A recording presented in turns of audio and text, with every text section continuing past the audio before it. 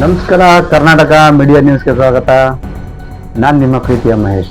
ಹಿರಿಯೂರಿನಲ್ಲಿ ನಡೆದ doctor BR Ambedkar ಅವರ ಪರಿನಿರ್ವಾಣದಂದು ದಲಿತ ಸ್ವಾಭಿಮಾನಿ ಸೇನೆ ಸಮಿತಿಯ ವತಿಯಿಂದ ನಾಮಫಲಕ ಅನಾವರಣ ಹಾಗೂ ಶಾಖೆ ಉದ್ಘಾಟನೆ ಸಮಾರಂಭ ಹಿರಿಯೂರಿನ 16ನೇ ವಾರ್ಡಿನಲ್ಲಿ ನಡೆಯಿತು. ದಲಿತ ಸ್ವಾಭಿಮಾನಿ ಸಮಿತಿ ಹಿರಿಯೂರು ತಾಲೂಕಿನಲ್ಲಿ 16ನೇ ವಾರ್ಡಿನಲ್ಲಿ ಉದ್ಘಾಟನೆಗೊಳ್ತಾ ಇದೆ. 16ನೇ ವಾರ್ಡಿನಲ್ಲಿ ದಲಿತ ಸ್ವಾಭಿಮಾನಿ ಸಮಿತಿ ರಾಜ್ಯ ಸಮಿತಿ ಹಾಗೆ ಹಿರಿಯೂರು ತಾಲೂಕಿನಲ್ಲಿ ಮೊದಲ ಬಾರಿಗೆ ಈ ಒಂದು ಕಾರ್ಯಕ್ರಮ ಶಾಖೆಯನ್ನ ಉದ್ಘಾಟನೆಯನ್ನ ಮಾಡಿರ್ತಕ್ಕಂಥ ನಾಗಣ್ಣ ಹಾಗೆ ವೇದಿಕೆ ಮೇಲಿರ್ತಕ್ಕಂಥ ಎಲ್ಲರಿಗೂ ಧನ್ಯವಾದಗಳು.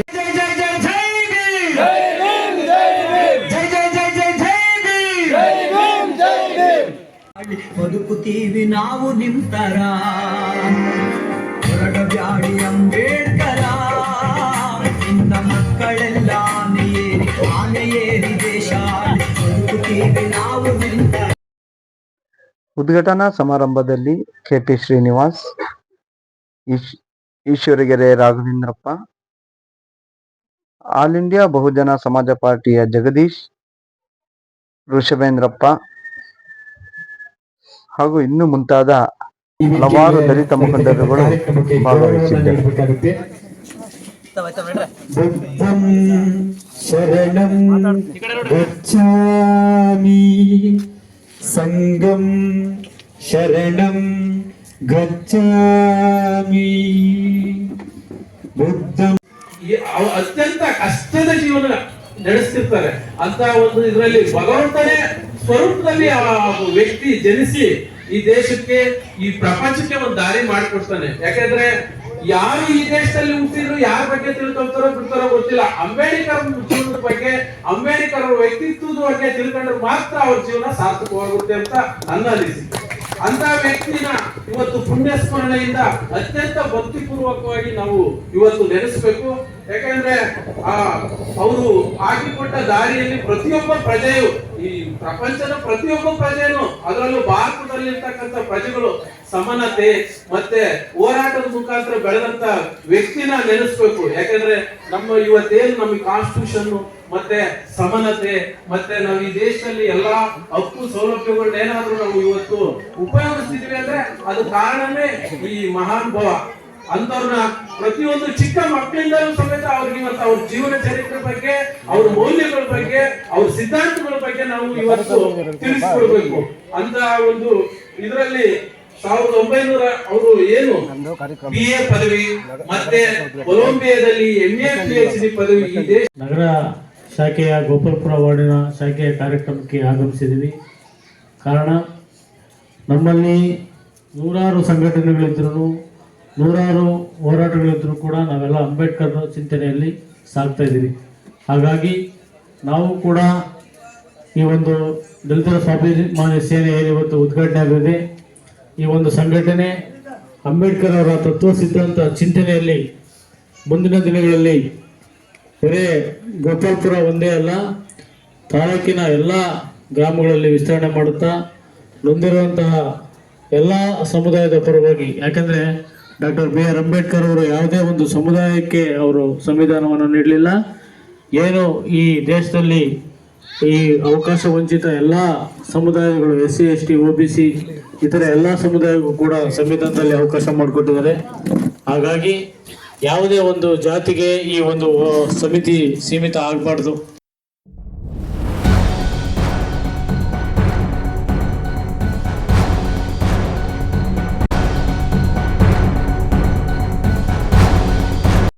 ಮೂರನೇ ಮಾತು ಹೇಳ್ತಾರೆ ಅವರು, ಈ ದೇಶದ ದಲಿತರು, ಈ ದೇಶದ ಹೆಣ್ಣು ಮಕ್ಕಳು ಗುಡಿ ಗುಂಡಾರಗಳಲ್ಲಿ ನಿಲ್ಲುವ ಕ್ಯೂನಲ್ಲಿ ಗ್ರಂಥಾಲಯದಲ್ಲಿ ನಿಂತರೆ ಈ ದೇಶ ಪಾವನವಾಗುತ್ತೆ ಅಂತಕ್ಕಂಥ ಮಾತನ್ನು ಸಹ ಬಾಬಾ ಸಾಹೇಬ್ ಅಂಬೇಡ್ಕರ್ ಹೇಳ್ತಾರೆ. ಯಾಕೆ ಈ ಮಾತನ್ನು ಹೇಳ್ತಾರೆ ಅಂದ್ರೆ, ಸುಮಾರು 3000 ವರ್ಷಗಳ ಇತಿಹಾಸದಲ್ಲಿ ಈ ದೇಶದ ಮೂಲ ನಿವಾಸಿಗಳು ಗುಲಾಮಗಿರಿಯನ್ನು ಅನುಭವಿಸ್ಕೊಂಡು ಬರ್ತಿರ್ತಾರೆ ಅನ್ನೋದಕ್ಕೆ ಕಾರಣ ಏನಂದ್ರೆ, ಈ ನಾವು ಮಾಡ್ತಿರ್ತಕ್ಕಂತಹ ಮೂಢನಂಬಿಕೆ, ಇತಿಹಾಸವನ್ನು ಅರ್ಥಕೊಳ್ಳಲ್ಲ, ಇತಿಹಾಸವನ್ನು ತಿಳ್ಕೊಳ್ಳಲ್ಲ ನಾವು. ಯಾವುದು ನಮ್ದು ಇತಿಹಾಸ? ನಾವು ಯಾವ ತರ ಬಂದಿದ್ದೀವಿ? ನಾವು ದಲಿತ ಸಮಾಜ ಅಂದ್ರೆ ನಮಗೇನೋ ಒಂದು ವರ ಕೊಟ್ಟಿದೆ, ಯಾವುದೋ ಒಂದು ದೇವರು ನಮ್ಮನ್ನ ಸೃಷ್ಟಿ ಮಾಡಿದರೆ ಅಂತ ನೀವು ಅನ್ಕೊಂಡಿದ್ದೀರಾ? ಆದ್ರೆ ಇದು ಯಾವುದು ಅಲ್ಲ. ಈ ದೇಶದ ಮೂಲ ನಿವಾಸಿಗಳು 98% ಜನ ನಾವಿದ್ದೀವಿ. ಈ ದೇಶದಲ್ಲಿ ಇತಿಹಾಸದಲ್ಲಿ ನಡೆದಿರ್ತಕ್ಕಂಥದ್ದು ಒಂದೇನೆ, ಬೌದ್ಧ ಧರ್ಮಕ್ಕೂ ಮತ್ತು ಬ್ರಾಹ್ಮಣ ಧರ್ಮದ ಸಂಘರ್ಷದ ದಾರಿ ಅಷ್ಟೇ ಈ ದೇಶದಲ್ಲಿ ನಡೆದಿರ್ತಕ್ಕಂಥದ್ದು. ಜಾತಿ ವ್ಯವಸ್ಥೆಯ ಸೃಷ್ಟಿಯಾಗಿರ್ತಕ್ಕಂಥದ್ದು ಈ ಮನುಸ್ಮೃತಿಯಲ್ಲಿ ಜಾತಿ ವ್ಯವಸ್ಥೆ ಸೃಷ್ಟಿಯಾಗಿತ್ತು. ಸಿಂಧೂ ನಾಗರಿಕತೆ ಬಯಲಿನಲ್ಲಿ ಹರಪ್ಪ ಮತ್ತು ಮೊಹೆಂಜೊದಾರೋ ಅಂತಕ್ಕಂಥ ಪಟ್ಟಣದಲ್ಲಿ ಅವತ್ತು ಜಾತಿ ವ್ಯವಸ್ಥೆನೇ ಇರಲಿಲ್ಲ. ಜಾತಿ ವ್ಯವಸ್ಥೆ ಯಾವಾಗ ಸೃಷ್ಟಿಯಾಯಿತು ಅಂತಂದ್ರೆ, ಈ ದೇಶದ ಮೂಲ ನಿವಾಸಿಗಳನ್ನ ನಿರ್ನಾಮ ಮಾಡಿ ಮಗಧ ಸಾಮ್ರಾಜ್ಯ, ಮೌರ್ಯ ಸಾಮ್ರಾಜ್ಯ, ನಾಗಾ ಸಾಮ್ರಾಜ್ಯವನ್ನ ನಾಶ ಮಾಡಿದ ನಂತರ ಇದು ಜಾತಿ ವ್ಯವಸ್ಥೆ ಈ ದೇಶದಲ್ಲಿ ಸೃಷ್ಟಿಯಾಗುತ್ತೆ. ನಮ್ಮ ಕೊನೆಯ ರಾಜ ಯಾರು ಅಂದ್ರೆ ಬೃಹದತ್ತ ಮೌರ್ಯ ಅಂತಕ್ಕಂಥ ಒಬ್ಬ ನಮ್ಮ ರಾಜ ಇರ್ತಾನೆ. ಅದು ಅಳಿವಿನಂಚೆ ಕೊನೆಯ ರಾಜ. ನಮ್ಮ ಬುಡಕಟ್ಟು ಸಮಾಜದ ರಾಜ ಬೃಹದತ್ತ ಮೌರ್ಯನನ್ನ ಪುಷ್ಯಮಿತ್ರ ಶೃಂಗ ಅಂತಕ್ಕಂಥವನು ಕೊಲೆ ಮಾಡ್ತಾನೆ. ಈ ದೇಶದ ರಾಜನನ್ನ ನಾಶ ಮಾಡ್ತಾರೆ.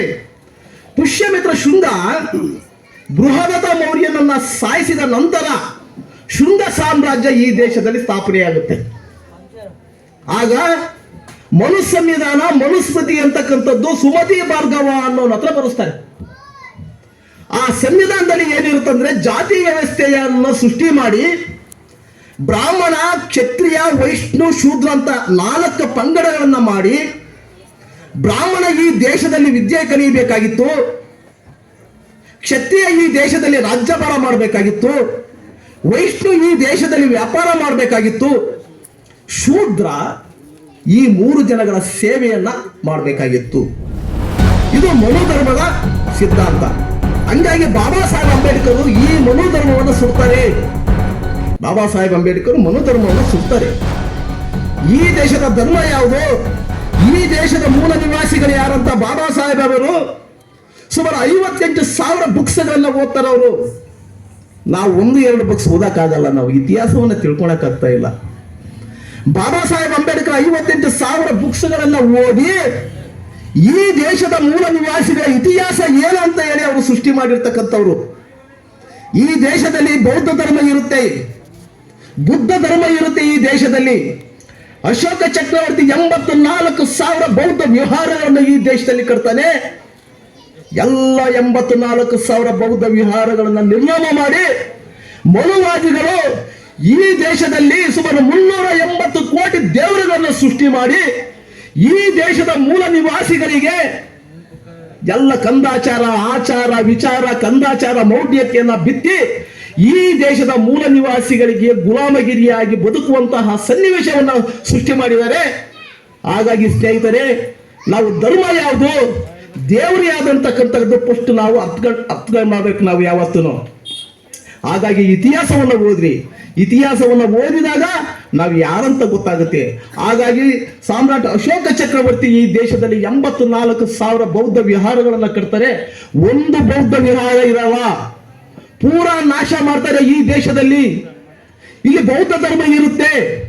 ಈ ದೇಶದಿಂದ ಬೌದ್ಧ ಧರ್ಮನ ಹೊರಗಡೆ ದೇಶದವ್ರು ತಗೊಂಡೋಗಿ ಸುಮಾರು 28 ರಾಷ್ಟ್ರಗಳನ್ನು ಕಟ್ಕೊಂಡು ಎಂತೆಂಥ ದೇಶ, ಜಪಾನ್, ಜರ್ಮನ್, ಶ್ರೀಲಂಕಾ ಎಲ್ಲ ಮುಂದುವರೆದ ರಾಷ್ಟ್ರಗಳಾಗಿದ್ದಾವೆ ಬೌದ್ಧ ಧರ್ಮ. ನಮ್ಮ ದೇಶದ ಧರ್ಮ ತಗೊಂಡೋಗಿ ಬೇರೆ ದೇಶದವ್ರು ಇಟ್ಕೊಂಡು ಪ್ರಗತಿಯತ್ತ ಸಾಗ್ತದವೆ.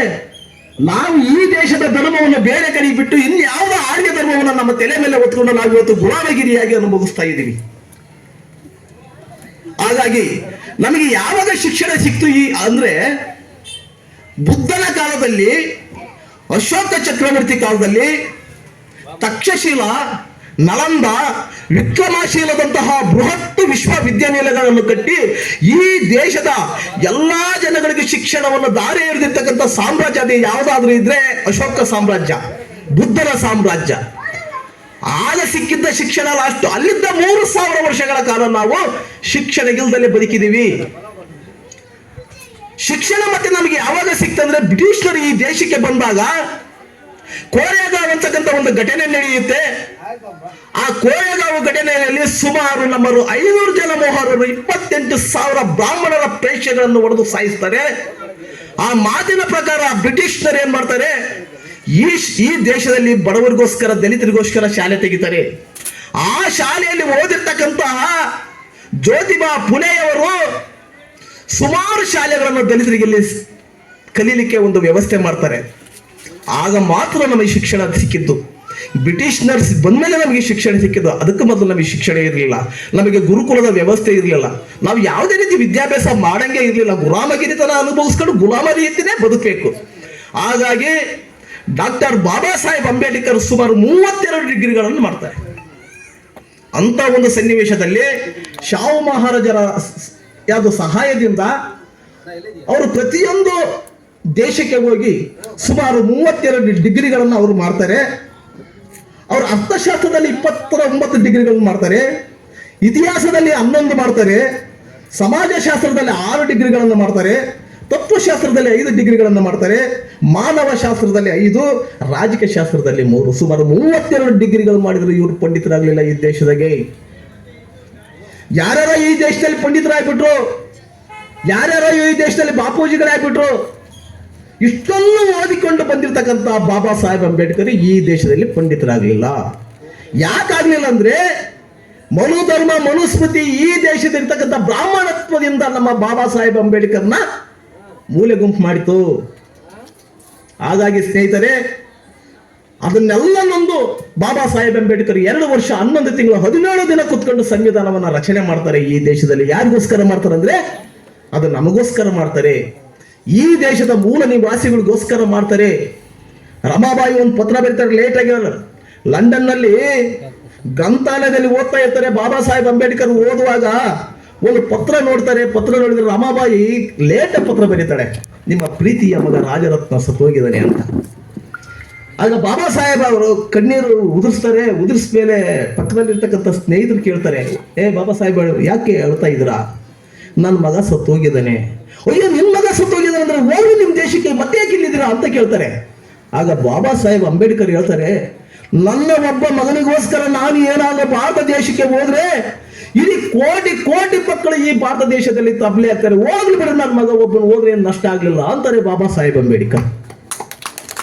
ನಮ್ಮ ಮಕ್ಕಳು ಒಬ್ರು ಏನಾದ್ರು ಬಿದ್ದಿದ್ರೆ ಅಂದ್ರೆ ಏನಾದ್ರು ಒಂದು ಮೊಳಕಾಲಿನ ನೋವಾಗತ್ತಂದ್ರೆ ನಮ್ಮ ಮನಸ್ಸು ಎಷ್ಟು ಆಗ್ಬೇಕೇನ್ರಿ ನೋಡೋಣ. ತನ್ನ ಜೀವನ, ತನ್ನ ಬದುಕು ಇಡೀ ಸಮಾಜಕ್ಕೆ ಇಟ್ಟರು, ಇಡೀ ಸಮುದಾಯ